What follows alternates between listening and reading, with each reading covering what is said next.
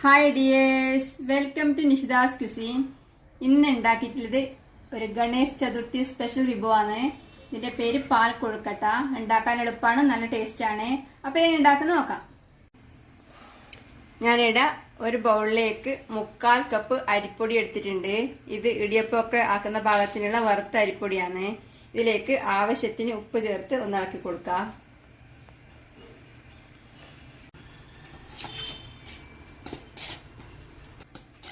ഇതിലേക്ക് തിളച്ച വെള്ളം ഒഴിച്ച് കൊഴുക്കട്ടക്കൊക്കെ കുഴക്കുന്ന പാകത്തിന് കുഴച്ചെടുക്കണം. ഇവിടെ അടുപ്പത്ത് ഒരു പാത്രത്തിൽ കുറച്ച് വെള്ളം വെച്ച് തിളപ്പിച്ചിട്ടുണ്ട്. ഈ തിളച്ചുകൊണ്ടിരിക്കുന്ന വെള്ളം ഈ അരിപ്പൊടിയിലേക്ക് കുറച്ച് ഒഴിച്ച് കുഴച്ചെടുക്കാം.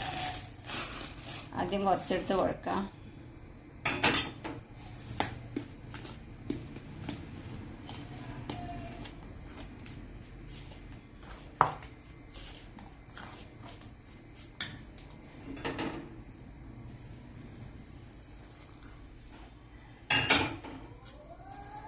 ഇപ്പം തിളച്ചുകൊണ്ടിരിക്കുന്ന വെള്ളമായതുകൊണ്ട് ആദ്യം സ്പൂൺ കൊണ്ട് കുഴക്കാം. ചൂട് കുറയുമ്പം കൈ കൊണ്ട് വെച്ചെടുക്കാം.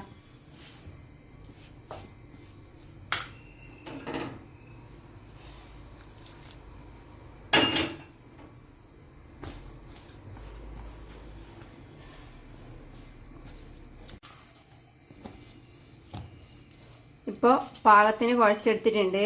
ഇതിന് ചൂട് കുറയുമ്പം കൈ കൊണ്ട് നല്ലോണം കുഴച്ചെടുക്കണം. ഇപ്പൊ ഇത് ചൂട് കുറഞ്ഞിട്ടുണ്ട്. ഇനി കൈ കൊണ്ട് നല്ലോണം കുഴച്ചെടുക്കാം.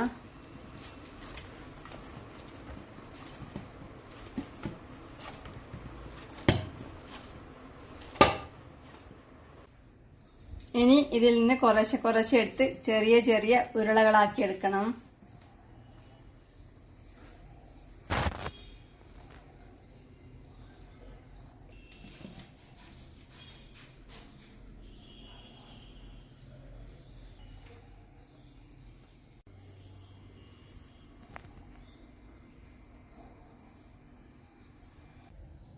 എല്ലാം ഉരുളകളാക്കി എടുത്തിട്ടുണ്ട്. ഇതിനി തേങ്ങാപ്പാലിൽ വേവിച്ചെടുക്കണം. ഞാനിവിടെ അടുപ്പത്ത് ഒരു പാത്രത്തിൽ 2.5 കപ്പ് തേങ്ങയുടെ 2ാം പാൽ ഒഴിച്ചു വെച്ചിട്ടുണ്ട്. തീ കത്തിച്ച് ഇത് തിളപ്പിക്കാം. തിളക്കുന്നത് വരെ ഇളക്കിക്കൊണ്ടിരിക്കുക. ഇപ്പോൾ തേങ്ങാപ്പാൽ നല്ലോണം തിളച്ചിട്ടുണ്ട്. ഇനി റെഡിയാക്കി വെച്ച കൊഴുക്കട്ട ഇതിലേക്ക് ഇട്ട് കൊടുക്കാം.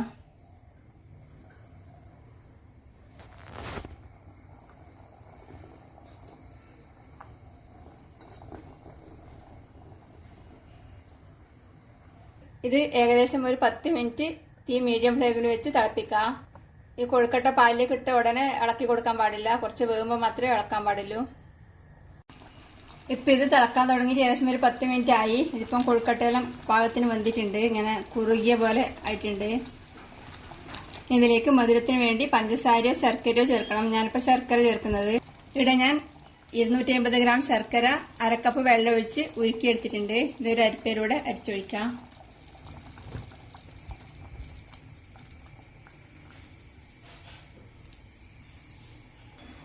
ഇതൊന്ന് ഇളക്കി കൊടുക്കാം.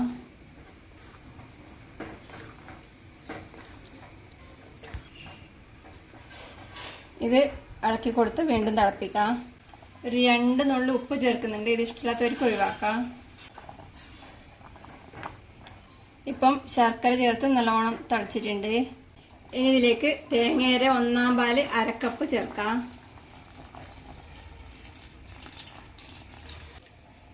തേങ്ങയുടെ 1ാം പാല് ചേർത്താൽ തിളക്കാൻ തുടങ്ങുമ്പോൾ തന്നെ 1/2 ടീസ്പൂൺ ഏലക്കപ്പൊടിയും കൂടെ ചേർത്ത് ഇളക്കി കൊടുത്ത ശേഷം തീ ഓഫ് ചെയ്യാം.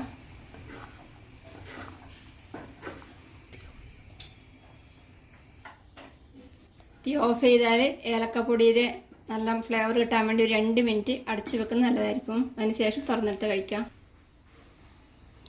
നല്ല അടിപൊളി ടേസ്റ്റിൽ ഗണേശ് ചതുർത്ഥി സ്പെഷ്യൽ പാൽ കൊഴുക്കട്ട റെഡിയാണ്. ഇതിന് വേറൊരു പാത്രത്തിൽ വിളമ്പാം.